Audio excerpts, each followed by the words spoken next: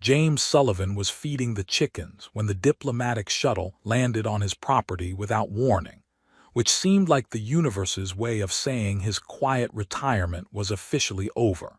He stood in his farmyard on New Terra, holding a bucket of feed that suddenly felt absurdly mundane, watching a craft with Gendari imperial markings settle onto the cleared field he'd been planning to plant with winter wheat. The shuttle was sleek, expensive, and absolutely not something that showed up at random agricultural settlements unless something significant was happening. James had been a farmer for 12 years.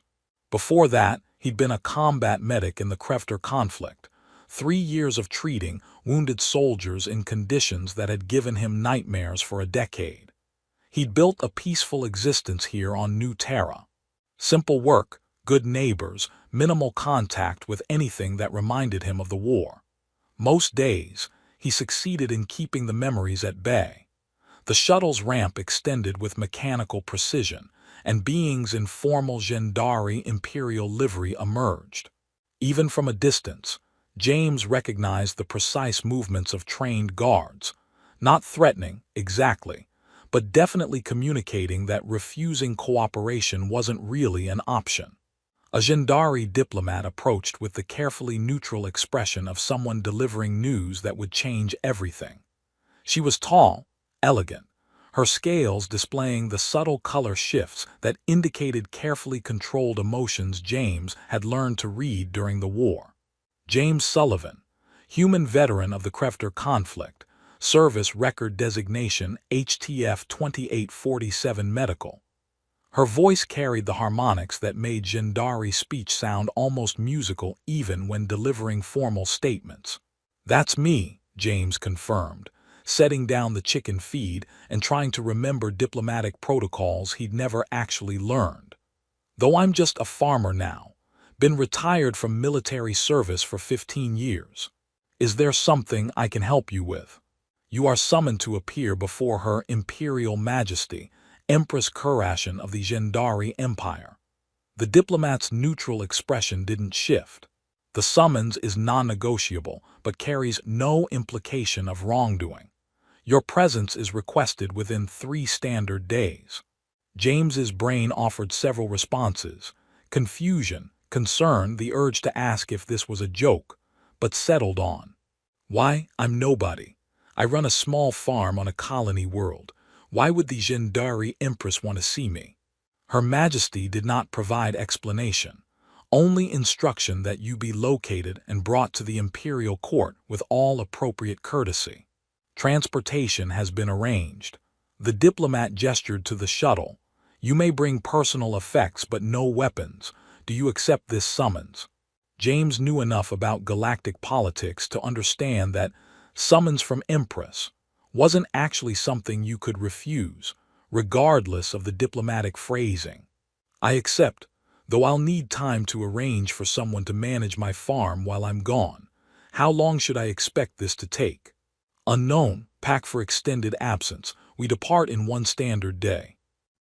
The next 24 hours involved frantic arrangements with neighbors, automated systems to maintain essential farm operations, and James packing a bag while trying to remember anything from the war that might explain why an empress wanted to see him. He came up empty. He'd been a medic, not a combat hero or strategic asset. He treated wounded, followed orders when they made sense, and occasionally violated protocols when medical ethics demanded it. The journey to the Gendari imperial homeworld took 4 days via their faster-than-light transit systems. James spent the time in quarters that were significantly more comfortable than anything he'd experienced during the war, trying to piece together what might have prompted this summons. The Krefter conflict had been brutal. Human expansion forces and the Gendari Empire fighting over territory neither side understood well enough to claim effectively. Dozens of battles, hundreds of skirmishes, constantly shifting front lines. James had been assigned to a mobile medical unit, treating wounded wherever combat occurred, sometimes under fire, frequently in conditions that made proper medical care almost impossible. He treated soldiers from both sides when circumstances allowed. That had gotten him reprimanded several times. Enemy combatants were supposed to be detained, not provided with scarce medical supplies. But James's training said all wounded deserved care, and he couldn't reconcile being a medic with selectively providing treatment based on which flag someone fought under. One memory kept surfacing, probably because it was one of the few times he'd provided extended care to a Gendari soldier. The battle in the Korevel system, urban combat in ruins that had been a beautiful city before the war arrived. James's unit had been pinned down, surrounded, taking casualties faster than he could treat them. Then Gendari reinforcements had broken through, not enemy combatants attacking his position, but Allied forces responding to distress calls from their own units. In the chaos, James had found a Gendari officer gravely wounded, her command squad dead around her, bleeding from multiple injuries that suggested she'd taken direct hits from high-caliber weapons. He'd made a choice: treat the enemy officer or fall back with his retreating unit. The tactical decision was obvious: retreat, survive, follow orders. But she was bleeding out, and he was a medic, and somehow leaving her to die felt like abandoning the core purpose that had gotten him through 3 years of war. He'd stayed, used his medical supplies on the Gendari officer, stabilizing her injuries well enough that she might survive until proper medical facilities were available. When Gendari forces secured the area, they'd found James still working on her treatment. Too focused on stopping the bleeding to notice, he was now surrounded by enemy soldiers who could have killed him immediately. Instead, they'd taken him prisoner, treated him well under various treaty terms, and eventually released him in a prisoner exchange 2 months later. He'd never learned the officer's name, never knew if she survived, never thought much about that moment because the war had been full of decisions that required immediate action without time for consequences calculation. But as the diplomatic shuttle approached the Gendari imperial homeworld, James wondered if that officer, that split-second choice to provide medical care to someone who might have done the same for him in different circumstances, was somehow connected to why an empress wanted to see him. The Gendari imperial homeworld was called Shinvara, and it was beautiful in ways that made James feel like a child visiting an art museum. Everything was intentional, architecture that flowed like organic growth, buildings integrated with landscape, cities that looked like they'd been refined over millennia rather than hastily constructed. The shuttle delivered him to the Imperial Palace complex, a sprawling structure that was simultaneously fortress, government center, and cultural monument. Spires rose in patterns that probably carried symbolic meaning, gardens created living art, and the whole thing communicated power through aesthetic sophistication rather than aggressive military display.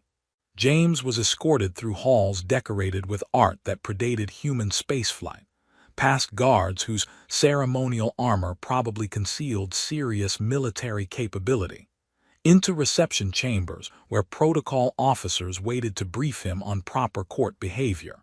When addressing the Empress, you will use the formal title, Your Imperial Majesty, a protocol officer explained with patient precision. You will bow to 15 degrees. Human physiology prevents the traditional 30-degree Gendari bow, so accommodation has been made. You will not speak unless directly addressed. You will maintain respectful distance of no less than 2 meters unless specifically invited closer. The briefing continued for an hour, covering dozens of details about Gendari court etiquette that James absorbed with the sinking certainty that he would forget at least half under pressure. He'd been a combat medic, not a diplomat. His training involved trauma medicine and triage, not navigating imperial protocols. Finally, after what felt like endless preparation, he was escorted to a private audience chamber. Not the grand throne room for public ceremonies, but a smaller space designed for significant but not state-level meetings. The chamber was elegant, walls displaying slowly shifting patterns that might have been art or might have been information, displays he couldn't read, furniture that adjusted automatically to accommodate different species' physiology, windows offering views of palace gardens where flowering plants created patterns that probably carried cultural meaning. The door opened with a soft chime, and Empress Kurashin entered with 2 guards. James's breath caught because he recognized her immediately. Older now, bearing the weight of ruling an empire, but unmistakably the Gendari officer he'd treated in the ruins of Koravel 15 years ago. She'd been younger then, a commander rather than empress, but her features were distinctive. The particular pattern of scales along her jawline, the way she moved with precise military bearing even in formal robes, the scar on her left temple that James remembered from when he'd been desperately trying to stop her bleeding.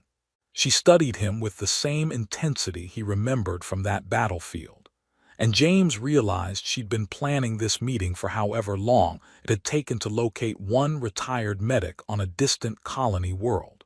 "James Sullivan," she said, her voice carrying harmonics that his translator rendered as formal authority mixed with something warmer. "Do you remember me, human?" James bowed to approximately 15 degrees, possibly 14 or 16. His internal angle measurement wasn't precise when his brain was still processing that the Gendari Empress was the officer he'd saved 15 years ago. He managed to keep his voice steady through sheer force of medical training that said panic was counterproductive. "Your Imperial Majesty. Yes, I remember. Koravel system, urban combat zone in what used to be the Merchant District. You were Commander Kurashin then, if I'm remembering your rank insignia correctly. You'd been wounded by weapons fire, multiple fractures to your left side, significant internal bleeding, severe trauma that required immediate intervention to prevent shock and organ failure." Empress Kurashin's scales shifted to colors that James's limited understanding of Gendari body language suggested meant satisfaction or approval. "You remember with remarkable accuracy for an encounter that lasted less than an hour under extreme conditions." "Medical details tend to stick," James said. "You remember your patients, especially the ones where treatment occurred under active combat conditions with limited supplies and significant uncertainty about outcome." She gestured to seating arrangements, and they settled into chairs that adjusted automatically, James's rising slightly to accommodate shorter human height, the Empress's adapting to Gendari proportions. Her guards maintained position near the entrance but didn't approach, suggesting this conversation was meant to be private despite their presence. "I should provide context," Empress Kurashin began. "I was squadron commander during the Koravel engagement, leading forces in territory we'd been assured was uncontested. Intelligence was incorrect. We encountered entrenched human positions and were ambushed with precision that suggested our movements had been tracked and anticipated." She continued with the clinical tone of someone who'd analyzed this battle extensively. "My command squad was killed in the initial attack. I was wounded severely, what you accurately describe as multiple fractures, internal bleeding, trauma that should have resulted in my death on that battlefield. I lost consciousness expecting to die among my fallen soldiers." "But you didn't die," James said quietly.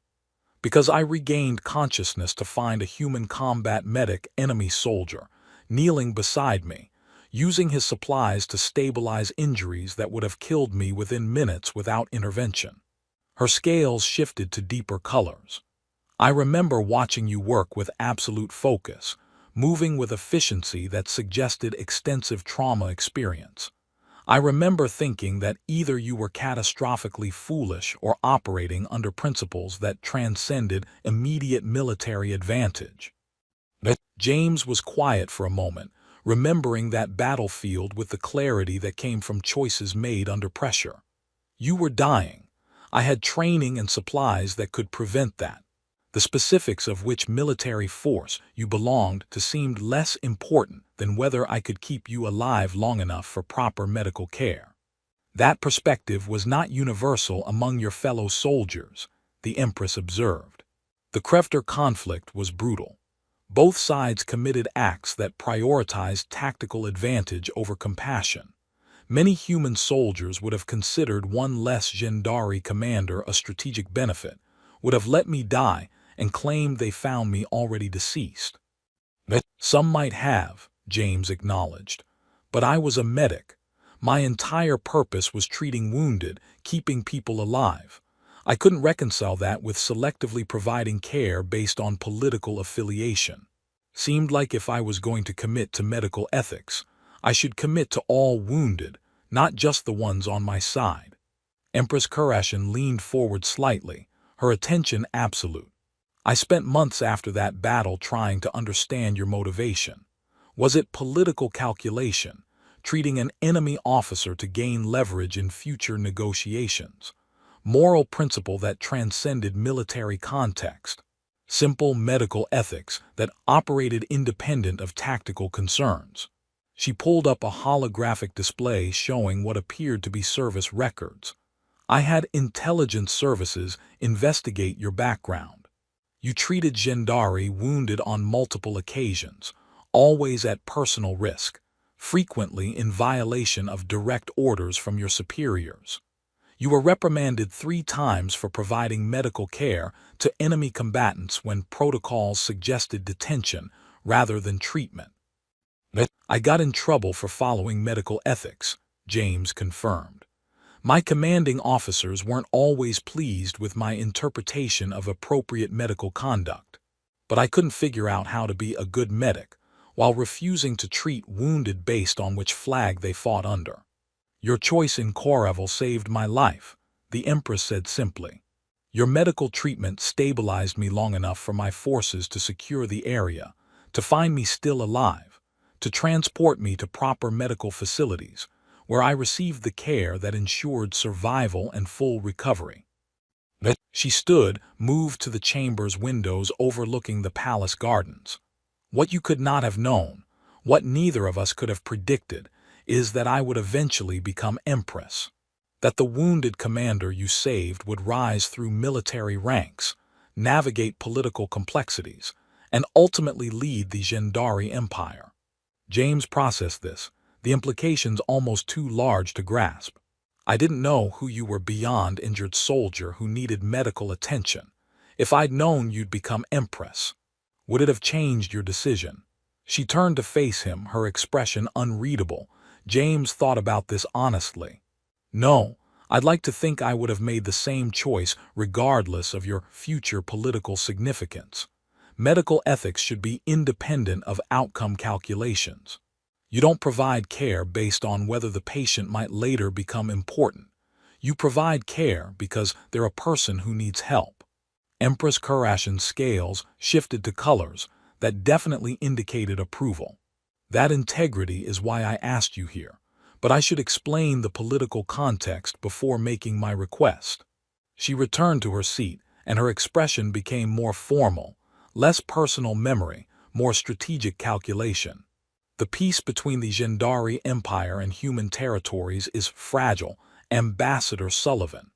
Both sides maintain it because renewed conflict would be costly, but genuine cooperation remains limited. Conservative factions on both sides question whether our species can coexist peacefully. I'm not an ambassador, James protested. I'm a farmer. I fix irrigation systems and harvest crops. I haven't been involved in anything diplomatic or politically significant since the war ended. You are an ambassador whether you claim the title or not, the Empress corrected gently. Your action in Korevel, choosing to save an enemy life at personal risk, represents values both our civilizations claim to honor. You demonstrated that even in war, individual choices can transcend political divisions. She pulled up more displays, showing what appeared to be political analysis and public opinion data. Conservative factions argue that humans and Gendari are fundamentally incompatible, that our differences will inevitably result in renewed conflict. They point to the Krefter conflict as evidence of human aggression, suggest that peace is merely temporary ceasefire before inevitable war resumption. And Gendari conservatives probably say similar things about humans, James observed. Exactly. Both sides have factions invested in mutual antagonism, in maintaining the prejudices and fears that justified the war. Breaking that cycle requires demonstrating that cooperation is possible, that individuals from both species can build genuine trust despite our differences. Empress Kureshin met his eyes directly. Your choice in Korevel proves that even under extreme pressure, humans can act with honor and compassion toward Gendari. If I can show my people that the human who saved my life represents broader human values rather than isolated exception, it strengthens arguments for continued peace and genuine cooperation. James felt the weight of unexpected significance settling on his shoulders. What exactly are you asking me to do, Your Majesty? Empress Kureshin pulled up additional displays, showing what appeared to be proposed diplomatic initiatives and cultural exchange programs. I am asking you to accept a role you never sought, to become a symbol of human Gendari cooperation that emerged from your commitment to medical ethics rather than calculated political strategy. She continued, specifically, I want you to remain at court as cultural liaison and ambassador of human Gendari cooperation, to share your story publicly, allowing both our peoples to understand the choices that preserved peace, to help me demonstrate to conservative factions that human and Gendari interests can align, that our differences need not result in eternal conflict. James sat in an elegant chair in an alien palace, processing a request that would transform him from peaceful farmer into diplomatic symbol. I'm not qualified for this. I'm a former combat medic who runs a small agricultural operation. I don't have training for court politics or cultural liaison work. I barely managed to remember the protocol briefing about proper bowing angles. You have something more valuable than diplomatic training, the Empress replied. You have authenticity. A story of genuine moral courage that resonates because it wasn't calculated for political advantage. My diplomatic corps can produce carefully crafted statements all day.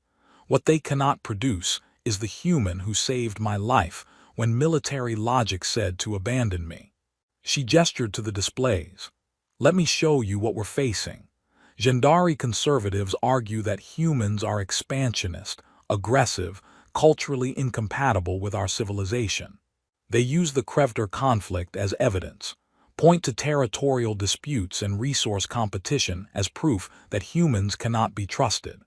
And human conservatives probably mirror those arguments about the Gendari, James said, suggesting you're imperialistic, that the peace is temporary, that we should prepare for inevitable conflict resumption. Precisely. Both sides have factions that benefit from mutual antagonism, military interests that justify budgets through external threats, political groups that unite supporters through shared enemies, economics. James looked at the displays, at images of himself that intelligence services had apparently compiled, his service record, his farm on New Terra, even candid photos from recent years that suggested he'd been under observation for some time. You've been planning this for a while. This isn't sudden decision. You've been building toward using my story for diplomatic purposes. I have been considering it since I became Empress 3 years ago, Kureshin admitted. But I needed time to stabilize my political position, to ensure I had authority to pursue cooperation initiatives despite conservative opposition. And I needed to locate you. Tracking one retired medic on a distant colony world took longer than anticipated. What would this role actually involve? James asked. What am I committing to if I accept?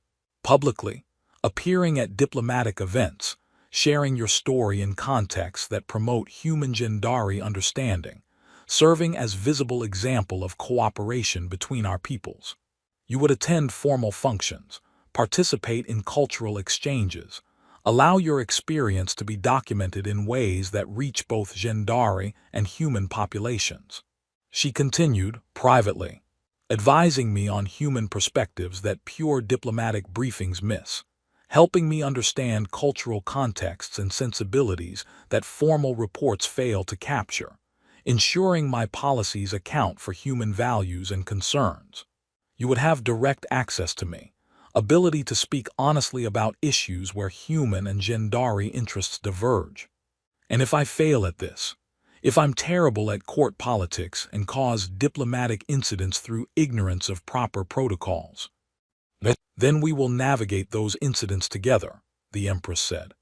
I am not asking you to become polished diplomat overnight. I am asking you to be authentic representative of the values you demonstrated in Korevel: honesty, compassion, commitment to principles that transcend immediate political calculation. James stood, moved to the windows overlooking the palace gardens, trying to process the implications. His life had been simple for 12 years: farming, community involvement, peaceful existence far from anything politically significant. Accepting this role meant stepping back into public attention, becoming symbol rather than person, carrying responsibility for human Gendari relations he'd never sought. I have conditions, he said finally. If I'm going to represent human Gendari cooperation, I need to be authentic representative. That means speaking honestly about human perspectives even when they're uncomfortable for Gendari audiences, even when diplomatic smoothness suggests softening truths.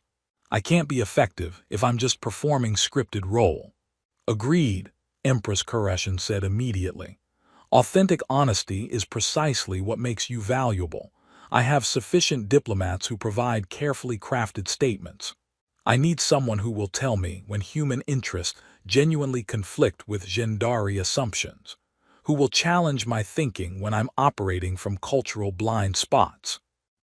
I also need to be able to return to my farm periodically, James continued. This can't be permanent court imprisonment. I need time away from political intensity to maintain perspective. Also agreed.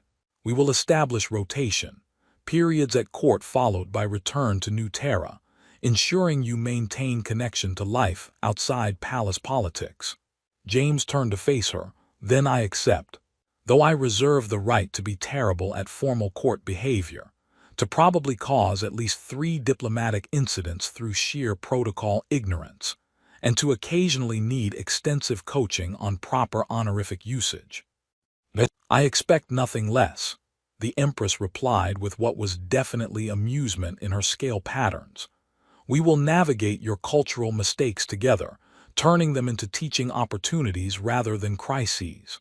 Your authentic confusion will probably be more endearing than offensive to most observers. She stood, moved to join him at the windows. Thank you, James Sullivan, for choosing to save my life when military logic said to abandon me, for accepting this role when peaceful farming would have been easier, for being willing to build bridges when many prefer to maintain walls. You're welcome, James replied. Though I should mention that last week I apparently insulted 3 of my neighbors through improper use of agricultural equipment near property boundaries, so my bridge-building skills may be overestimated. We will work on your diplomatic capabilities, Kureshin said, starting with intensive briefings on Gendari court culture, political factions, and the various ways you can accidentally cause offense through seemingly innocent actions. That sounds terrifying and exactly what I need, James admitted. The following weeks involved transformation from farmer into cultural liaison through carefully orchestrated process. James received extensive briefings on Gendari political structures, cultural values, historical context for current tensions. He met with diplomatic staff who coached him on protocol, with intelligence analysts who explained conservative faction opposition, with cultural experts who helped him understand the symbolic weight his story carried. His first public appearance was at a formal reception for diplomatic representatives from multiple human colonies. James stood in formal attire that felt uncomfortable, surrounded by beings whose political significance far exceeded his own, and shared his story with the particular terror of someone who'd never sought public attention. 15 years ago, During the Koreval engagement, I found a wounded Gendari commander among the casualties. Military protocols suggested I should retreat with my unit, potentially detain her if circumstances allowed. Instead, I provided medical treatment that saved her life. James kept his voice steady through force of will. That commander is now Empress Kurashin. My choice, made in a moment of crisis based on medical ethics rather than tactical calculation, helped preserve the person who would later negotiate the peace that ended the war. The reception's response was mixed. Some diplomats clearly moved by the story, others skeptical about using individual anecdotes to support broader political arguments. But the story was shared across communication networks, picked up by media outlets, discussed in contexts that reached beyond diplomatic circles. Conservative opposition emerged immediately. Gendari critics argued that James represented exception rather than rule, that one act of compassion didn't erase human expansionist aggression. Human critics suggested the Empress was manipulating a veteran for propaganda purposes, that his story was being used to justify policies that might not serve human interests. But other voices supported the narrative. Veterans from both sides shared their own stories of moments when enemies had shown unexpected honor. Civilians who valued peace spoke about preferring cooperation over renewed conflict. Younger generations who'd grown up during peace rather than war expressed interest in building relationships rather than perpetuating their parents' antagonisms. James navigated it all with the same principle that had guided his medical decisions: honest engagement with immediate circumstances rather than calculated political performance. When asked uncomfortable questions about human military conduct during the war, he acknowledged mistakes rather than defending everything. When Gendari audiences questioned whether humans could be trusted, he admitted that trust required ongoing effort from both sides rather than automatic assumption. His authenticity resonated precisely because it was uncomfortable. He didn't provide simple narratives about virtuous humans and villainous Gendari or vice versa. He acknowledged genuine conflicts of interest, legitimate grievances on both sides, real differences in values and perspectives. But he also insisted those differences didn't require eternal antagonism, that cooperation served both species better than perpetual preparation for renewed war. 6 months into his role as cultural liaison, James stood in the palace gardens during a rare quiet moment, watching Gendari flowering plants create patterns that probably carried symbolic meaning he still didn't fully understand. His communicator chimed with another request for appearance at diplomatic function, another opportunity to share his story, another chance to be symbol rather than person. "You look contemplative." Empress Kurashin's voice came from behind him. She developed habit of finding him during these quiet moments, checking on his well-being without the formality that characterized their public interactions. "Just thinking about how strange my life has become," James replied. 6 months ago, I was worried about irrigation system maintenance and chicken feed costs. Now I'm apparently ambassador representing human Gendari cooperation, and people are analyzing my every public statement for political implications. Regret accepting the role. She moved to stand beside him, her formal bearing relaxed in the private garden space. "Ask me again in a few more months," James said. "Right now I'm still too busy trying not to cause diplomatic incidents through improper honorific usage to have clear perspective. But I think this matters more than farming, even if it's significantly more complicated and definitely more stressful." They stood in companionable silence, watching the patterns of light and shadow across the garden. Finally, Kurashin spoke. "I received report from intelligence services about conservative faction activities. They're planning formal challenge to my cooperation policies, arguing that reliance on human goodwill is dangerous strategic weakness." "Are you surprised?" James asked. "We knew there would be opposition." "Not surprised, but concerned about the challenge's specific nature. They're not questioning my authority directly. That would be too politically risky. Instead, they're questioning your authenticity, suggesting you're either exception that proves their rule about human nature, or that you're deliberately manipulating imperial policy for human advantage. James sighed. So I'm either irrelevant anomaly or dangerous foreign agent. That's better than being considered both simultaneously, I suppose. The challenge will require public response, Qureshi continued. Formal debate where I defend cooperation policies and they argue for renewed military preparation. Your presence would strengthen my position, but it would also expose you to direct political attack. I've been attacked before, James said. Granted, usually by enemy weapons fire rather than conservative political rhetoric, but the principle is similar. Stay focused on your purpose and try not to get killed. The debate is in 3 days. I need to know if you're willing to participate, to defend the cooperation we're building despite personal cost. James thought about the battle in Koravel, about choosing to treat wounded enemy officer when retreat would have been safer, about the 15 years of consequences that followed from one split-second decision to prioritize medical ethics over tactical advantage. I'm willing, he said, though I should warn you that I'm significantly better at trauma medicine than political debate, so my contribution will probably be more earnest honesty than sophisticated rhetorical strategy. Your earnest honesty is exactly what's needed, Qureshi replied. The debate was held in the Great Assembly Hall, broadcast across Gendari networks, and transmitted to human territories through diplomatic channels. James stood beside Empress Qureshi, while conservative faction leaders presented their arguments with sophisticated political language that boiled down to: humans can't be trusted, cooperation is dangerous, preparing for war is safer than hoping for peace. When his turn came, James spoke with the directness of someone who'd never planned to be in this position. I'm not a politician or a diplomat.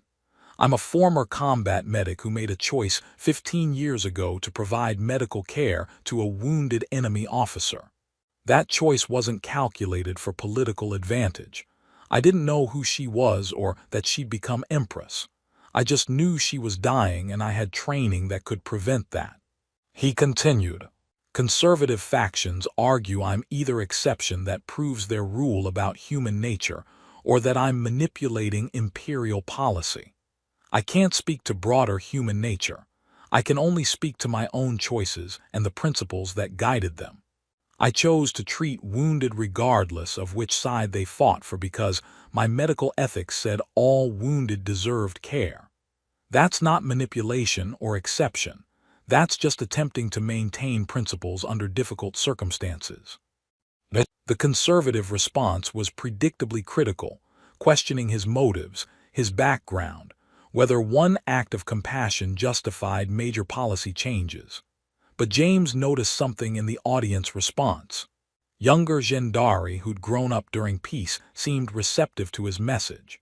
Veterans from both sides nodding at his description of wartime ethical choices. Civilians who valued stability showing interest in cooperation over renewed conflict. The debate ended without clear winner. Politics rarely produced definitive conclusions.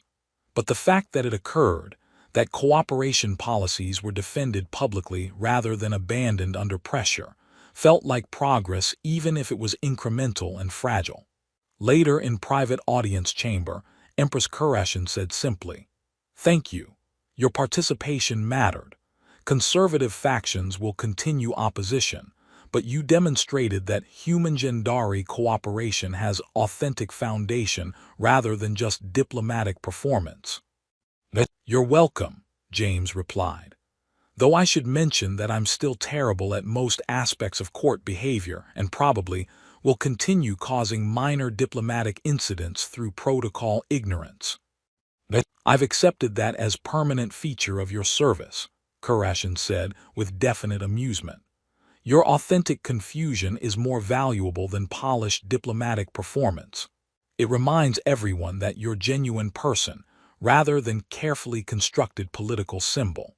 James continued his role as cultural liaison for 3 years, building relationships across species barriers, demonstrating through daily choices that cooperation was possible when individuals committed to genuine understanding. The peace between humans and Gendari strengthened, not because ancient animosities disappeared, but because enough beings chose to honor the values that James represented. His story became part of both cultures' understanding of the war and its aftermath. The human combat medic who saved the future empress's life, demonstrating that even enemies could recognize each other's humanity. It was used in educational materials, referenced in diplomatic negotiations, cited as evidence that cooperation served both species better than perpetual conflict. The story concludes with James eventually returning to his farm on New Terra, having served his time as cultural liaison and ambassador.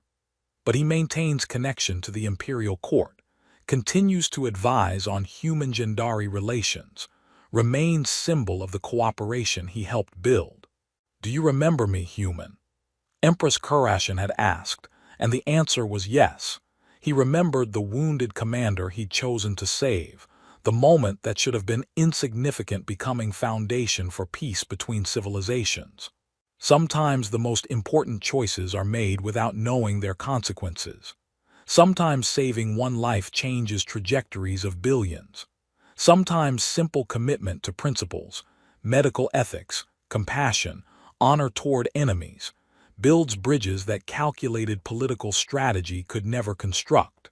James Sullivan had been that person, making that choice, discovering that one decision in a moment of crisis could ripple across years and species, proving that hearts and principles could indeed influence the balance between civilizations when individuals chose